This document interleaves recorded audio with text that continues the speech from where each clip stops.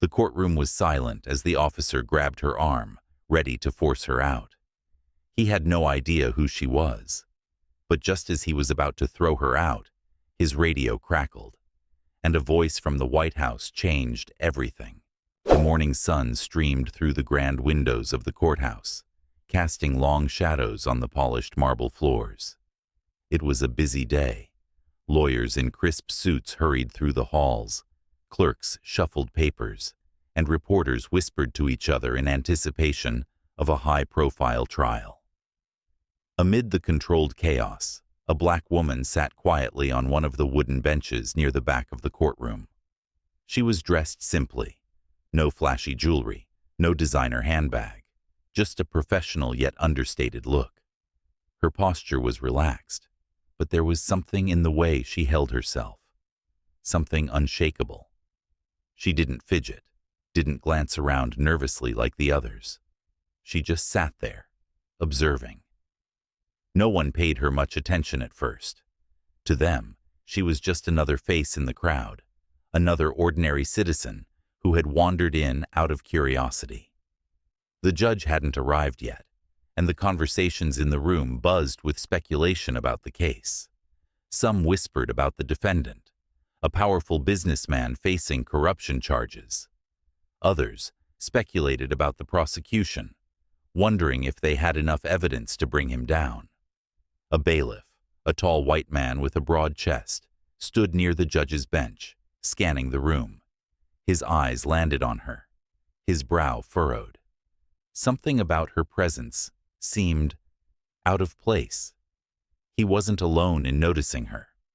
One of the clerks, an older woman with silver hair tied in a bun, stopped mid-step when she saw the woman sitting there. Her eyes widened slightly, as if recognizing something. But before she could say anything, someone called her name, pulling her attention away. Meanwhile, the bailiff took a slow step forward, his gaze never leaving the woman. He didn't recognize her, but there was something about the way she sat, the way she held herself, that unsettled him. He prided himself on knowing everyone of importance in this courtroom. And yet, she was a mystery. He whispered something to a fellow officer, who glanced over and shrugged. Probably just a family member or some intern, the officer muttered, uninterested. Still, the bailiff couldn't shake the feeling. He had seen powerful people walk through these doors before, judges, prosecutors, even senators, but they always came with an air of self-importance. This woman, however, carried an entirely different kind of presence. It wasn't arrogance, it was certainty. Then, he noticed something small, but striking. The pen she held between her fingers. It was gold, engraved with a seal that he couldn't quite make out from the distance. Not the kind of pen you'd find at a local office supply store. It was the kind of pen given to people who had access to places far beyond this courtroom. He took another step forward. The woman noticed him approaching but didn't react. She simply looked at him, her expression unreadable. "Excuse me, ma'am," he said, his voice firm but polite. "Can I see your ID?" A few people nearby turned to watch. The woman didn't move for a long moment. Then, slowly, she reached into her bag. But instead of pulling out an ID, she retrieved a small leather-bound notebook and placed it on her lap. "No need," she said calmly. "I won't be here long." The bailiff narrowed his eyes. Something about her answer unsettled him. He didn't know it yet, but in just a few minutes, he would regret not pressing harder. The tension in the room was subtle at first, an undercurrent, barely noticeable, like the quiet hum of an approaching storm. The woman remained seated, unmoving, but the bailiff's unease only grew. He squared his shoulders, adjusting his belt as he stepped closer. "Ma'am, I need to see some identification," he repeated, his tone firmer this time. She lifted her gaze, meeting his eyes for the first time. There was something unsettling about the way she looked at him. Not in defiance, not in fear, but in a way that made it clear she wasn't intimidated. "I already told you," she said, her voice smooth, measured. "I won't be here long." The bailiff exhaled sharply, frustration creeping in. He wasn't used to being ignored. Around them, a few people started to take notice. Lawyers glanced over, exchanging curious looks. A young intern nudged his colleague, whispering something under his breath. "Are you here as legal counsel?" the bailiff asked. "Because unless you're representing someone in this case, you can't just sit in here without clearance." The woman didn't answer. Instead, she tapped her fingers lightly against the leather notebook in her lap, her expression unreadable. The silence stretched, making the moment even more unnerving. And then, the bailiff made his decision. "All right," he said, reaching for her arm. "I'm gonna have to ask you to leave." The reaction was immediate. She didn't flinch, didn't recoil, but the moment his fingers touched her sleeve, a sharp voice cut through the air. "I wouldn't do that if I were you." The bailiff turned, startled. A man in a gray suit, a seasoned attorney, was watching with an expression that could only be described as wary. The bailiff hesitated, his grip loosening slightly. "And why's that?" The lawyer opened his mouth, as if about to explain, but then seemed to think better of it. He shook his head, muttering something under his breath before turning away. The bailiff's jaw tightened. He didn't like this. Something wasn't right. "Stand up," he ordered the woman, his patience wearing thin. "Now." Finally, she moved. Slowly, deliberately, she set her notebook aside and rose to her feet. Even as she did, she never broke eye contact. The room fell into an odd hush. More people were watching now, sensing the shift in atmosphere. Even the defendant, who had been busy conferring with his high-powered legal team, turned slightly in his chair to glance at the scene unfolding at the back of the courtroom. The bailiff didn't care. He just wanted control of the situation. "Let's go," he said, motioning toward the door. And then, just as he was about to escort her out, his radio crackled to life. At first, it was just static. Then came a voice, crisp and authoritative. "This is the White House Chief of Staff. Do not remove that woman from the courtroom." The bailiff froze. So did everyone else. A ripple of shock passed through the room. The attorneys stopped mid-conversation. The judge, who had just stepped onto the bench, furrowed his brow in confusion. Even the reporters, who had been lazily scrolling through their notes, suddenly sat up, ears perked. The bailiff's fingers twitched at his belt. "What?" he muttered, as if he hadn't heard correctly. The radio crackled again. "I repeat, do not touch her. Stand down immediately." A cold dread settled in his chest. His eyes flickered back to the woman, who hadn't moved an inch. She was still looking at him. Only now, there was the faintest hint of something in her expression, something that almost resembled amusement. The judge leaned forward, adjusting his glasses. "What's going on?" The bailiff's throat was dry. I don't know." But deep down, he did know. He had just made the biggest mistake of his career. The silence in the courtroom was suffocating. Every breath, every shift of fabric, every quiet murmur seemed amplified as the weight of the moment settled in. The bailiff's face had turned pale, his fingers still hovering uncertainly at his belt. He was used to being the one in control, the one giving orders. But now, the order had come from a place far above his authority, a place he had no power to question. The woman hadn't moved. She remained standing, her expression unreadable, watching the bailiff as if waiting for him to process what had just happened. The judge cleared his throat, breaking the tension. "Bailiff," Explain yourself. What's going on? The bailiff swallowed hard, fumbling for words. Your Honor, I thought she was here without authorization. His voice, once firm and commanding, now wavered with uncertainty. The judge's sharp eyes flickered toward the woman. He studied her, as if only now realizing that she wasn't just another random spectator. Who are you? He asked, his voice slow and deliberate. She didn't answer right away. Instead, she reached down, picked up her leather-bound notebook, and tucked it under her arm. Then, with perfect composure, she met the judge's gaze. I believe that will be explained very soon, she said. Her voice carried a quiet authority, one that needed no raised volume to command attention. The courtroom doors burst open, all heads turned. A man in a dark suit strode in, his movements quick and purposeful.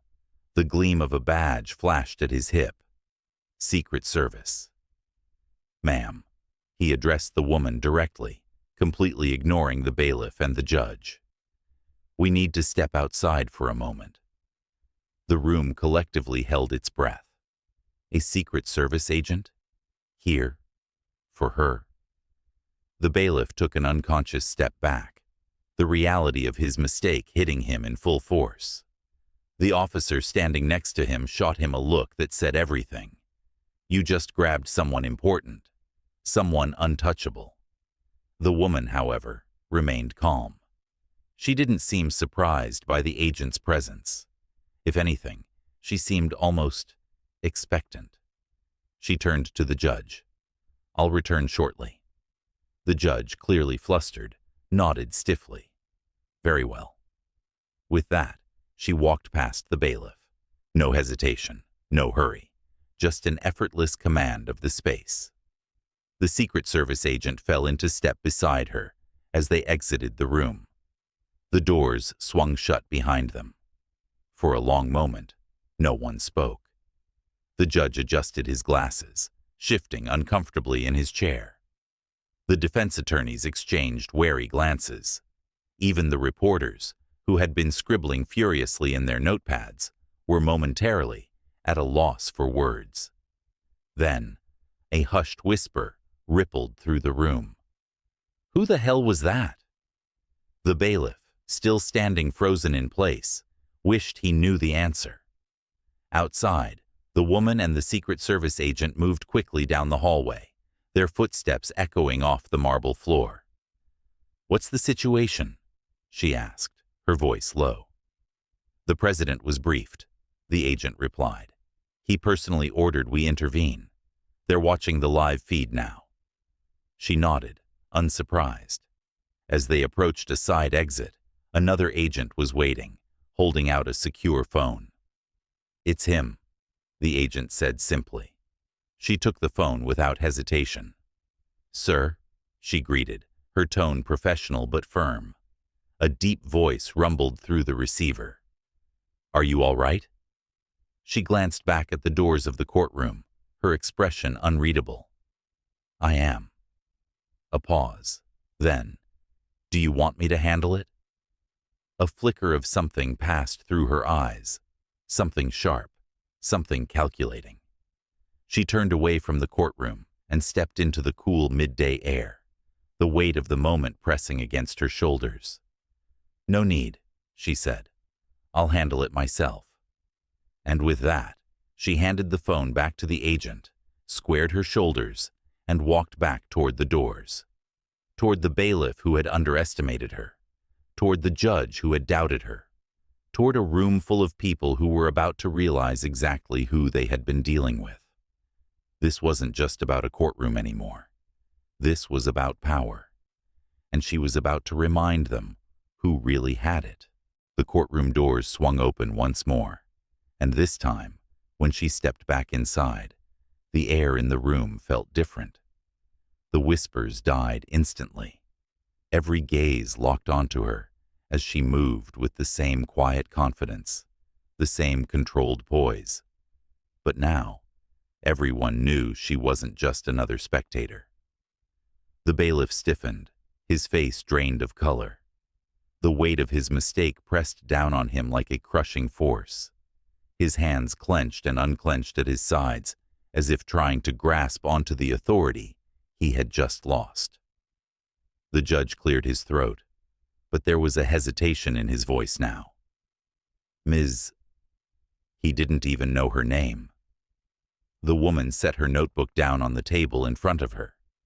Then, she reached into her pocket and pulled out an ID, one she hadn't bothered to show earlier. She placed it face up on the polished wooden surface, letting the golden emblem at the top catch the light. A stunned gasp echoed through the room. The ID bore the insignia of the Executive Office of the President of the United States. The judge blinked.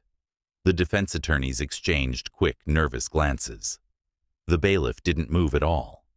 She let the silence stretch, allowing them to absorb what it meant. Then, finally, she spoke. "My name is Olivia Carter," she said, her voice crisp, unwavering. "Senior legal advisor to the President of the United States." The words hit the room like a shockwave. The reporters, who had been quiet before, now scrambled for their phones and notepads. The prosecution team sat up straighter. The defendant, who had previously looked smug and untouchable, suddenly seemed a little less confident. The judge's mouth opened slightly, as if struggling to form a response. She didn't give him the chance.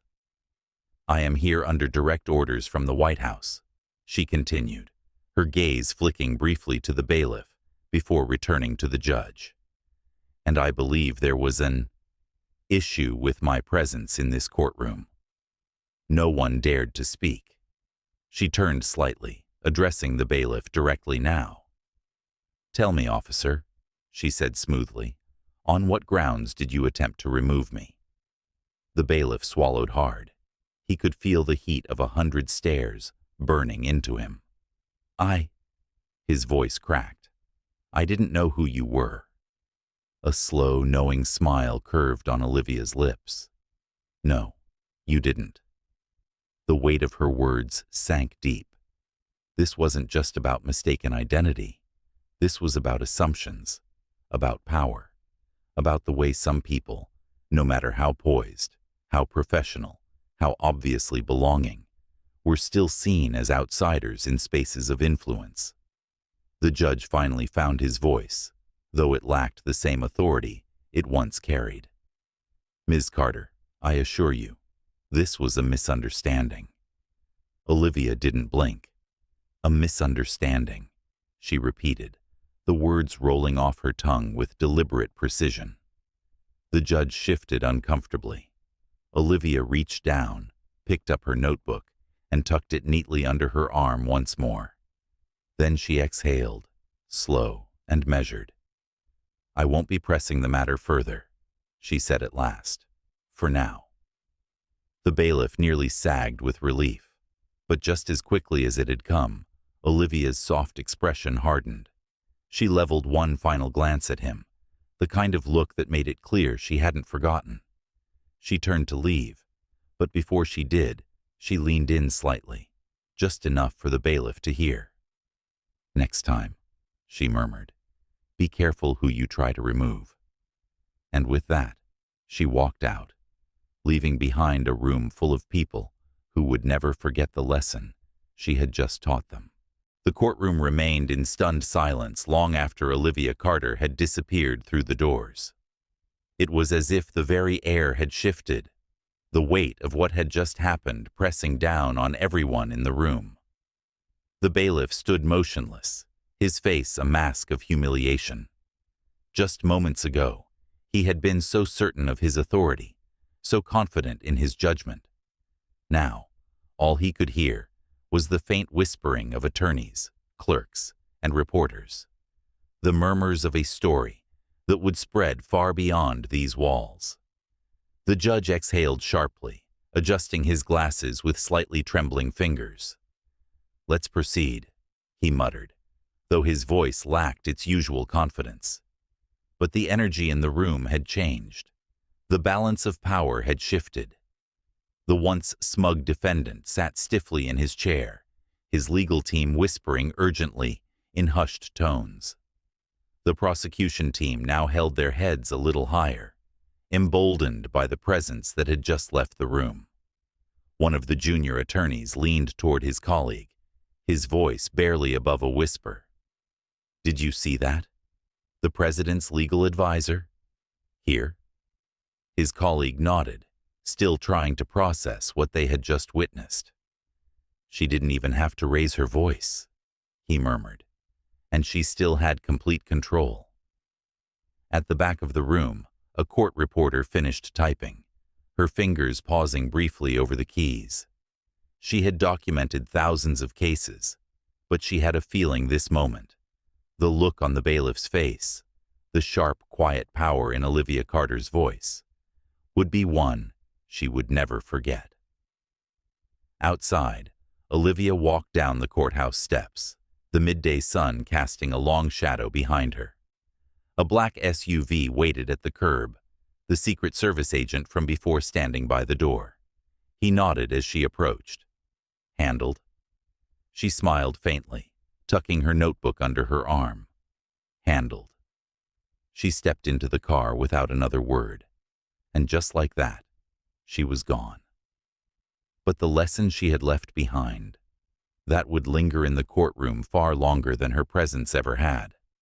As the black SUV merged into the steady flow of traffic, Olivia Carter leaned back against the seat, her expression unreadable.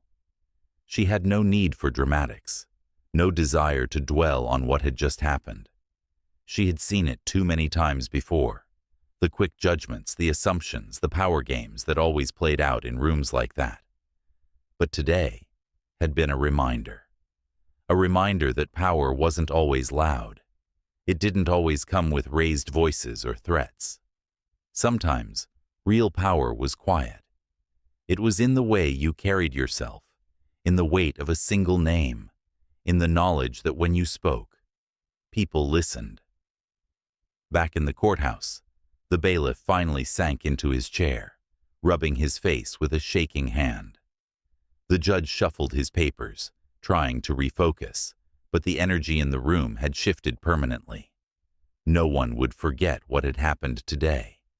And perhaps, the next time someone like Olivia Carter walked into a room, before they assumed, before they dismissed, before they judged, they would think twice. Because respect wasn't about uniforms.